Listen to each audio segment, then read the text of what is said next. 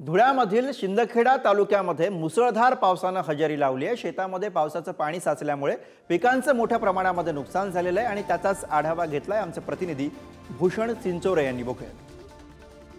धुळे जिल्ह्यातील शिंदखेडा तालुक्याला पावसाने चांगलंच झोडपलं आहे। गेल्या 2 दिवसापासून या ठिकाणी होत असलेल्या अतिवृष्टीमुळे पिकांचं मोठ्या प्रमाणात नुकसान झालं आहे। आपण शिंदखेडा तालुक्यातील या कापसाच्या शेतात आहोत। या ठिकाणी झालेल्या अतिवृष्टीमुळे अक्षरशः पावसाचं पाणी या शेतामधून वाहत असल्याचं चित्र आहे। या पाण्यामुळे कापूस या पिकाचं मोठ्या प्रमाणात नुकसान झालेलं आहे। गेल्या वर्षी शिंदखेडा तालुका हा पूर्णपणे दुष्काळी जाहीर झाला होता। अत्यल्प पाऊस या शिंदखेडा तालुक्यात पडलेला होता।